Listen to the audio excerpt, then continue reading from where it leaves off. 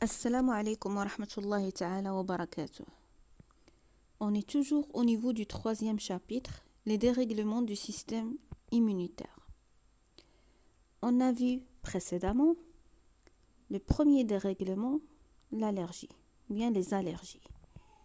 On a vu les réactions allergiques, causes et symptômes, mécanismes de la réaction allergique, ainsi que les étapes de la réaction allergique.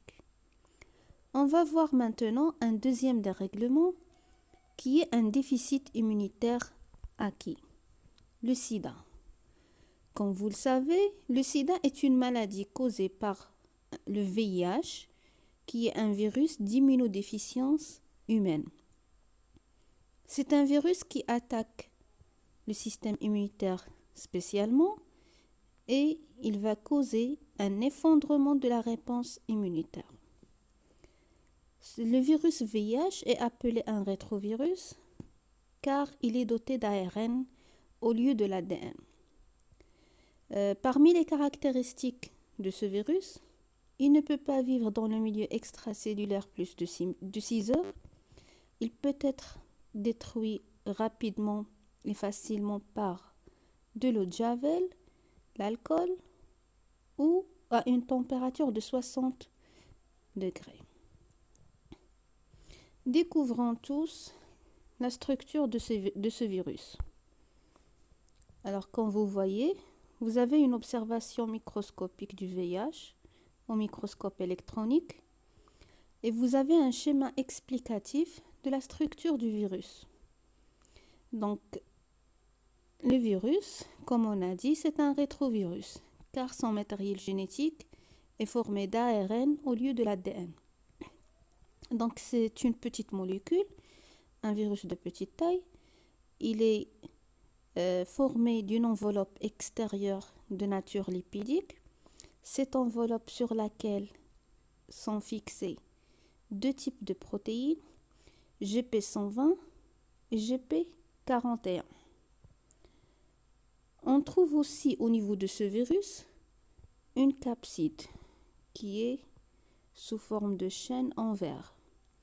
Alors cette capside est formée de deux types de protéines, P17 et P24. À l'intérieur de cette capside, on trouve deux molécules d'ARN. En plus, plusieurs protéines et une enzyme qui est la transcriptase inverse. Alors comme vous savez, la transcriptase inverse, c'est une enzyme qui permet la transcription de l'ARN en ADN, donc l'inverse.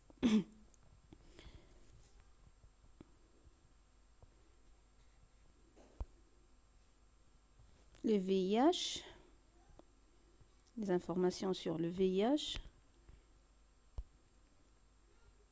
On passe maintenant au mécanisme de reconnaissance de la cellule cible par le VIH, c'est-à-dire comment ce virus va reconnaître des cellules et va les attaquer.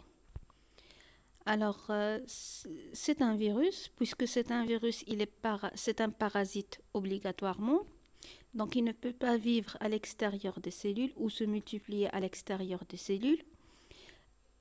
Comme vous voyez sur la figure, un virus VIH, qui va se fixer sur une cellule hôte, qui est dans ce cas LT4, par le biais de la protéine GP120 qui va, par complémentarité, se fixer sur le récepteur CD4 de la cellule LT4. Alors, le virus VIH, il va attaquer toute cellule qui possède un récepteur CD4, tels que les macrophages, les lymphocytes T4, ainsi que les cellules dendritiques, car elles possèdent toutes le récepteur CD4. Alors, une question qui se pose, quelles sont les étapes de cette reconnaissance?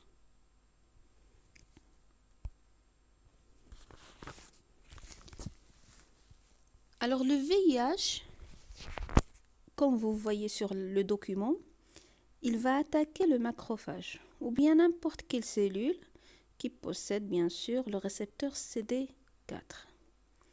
Alors, cette reconnaissance va se faire en plusieurs étapes.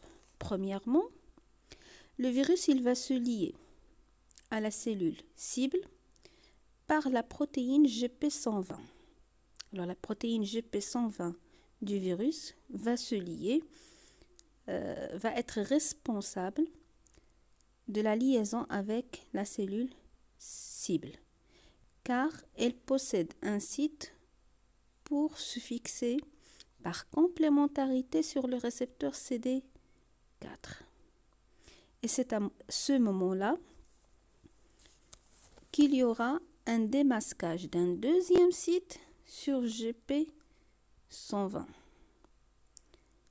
et sa fixation sur un autre récepteur au niveau de la cellule cible. Alors la cellule cible possède deux récepteurs, le récepteur CD4 et le récepteur CXCR4 ou appelé également CCR5. Le GP120 possède deux sites. Le premier va se fixer sur CD4 et le deuxième, il va se fixer par la suite sur le deuxième récepteur CXCR4 ou CCR5. Alors, comme vous voyez sur la figure 2, une fois le GP120 est fixé sur ces deux récepteurs de la cellule cible, il y aura libération d'une protéine appelée GP41. Elle est mentionnée sous forme de spirale en rouge. Alors, cette protéine GP41 va être libérée. Elle était avant masquée par GP120 et sa libération va permettre un contact entre les deux cellules, comme vous voyez sur la figure 3. Alors, le contact entre les deux cellules, c'est-à-dire entre le virus et la cellule cible. Par la suite, on regarde sur la figure 4 qu'il y a fusion des deux membranes.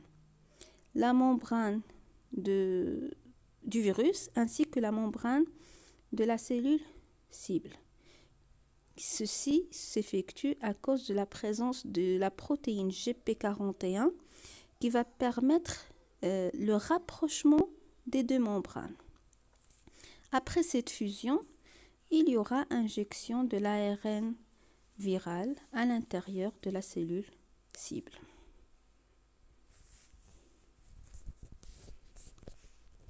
Donc, on va passer par la suite.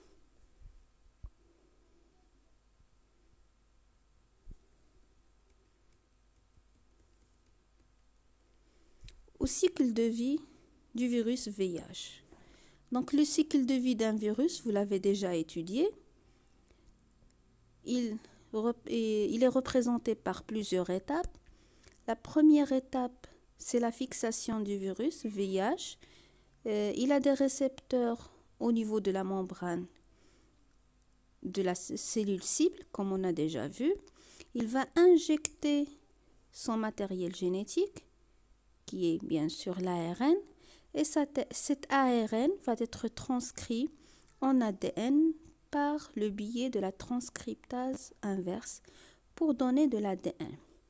Donc, on aura de l'ADN double brun, DB double brun. Donc, cet ADN double brun va intégrer par la suite le chromosome de la cellule cible, qui est dans ce cas un lymphocyte T4. Donc, il y aura une activation cellulaire, la transcription des gènes viraux, par la suite, donc la transcription des gènes viraux en ARNM, leur traduction au niveau du cytoplasme et la production des protéines virales. Ces protéines virales, ils vont s'assembler pour donner plusieurs virus. Par la suite, comme vous voyez, il y aura libération à la 9e étape de plusieurs virus par le phénomène de bourgeonnement, par le phénomène de bourgeonnement, تتسمى التبرعم.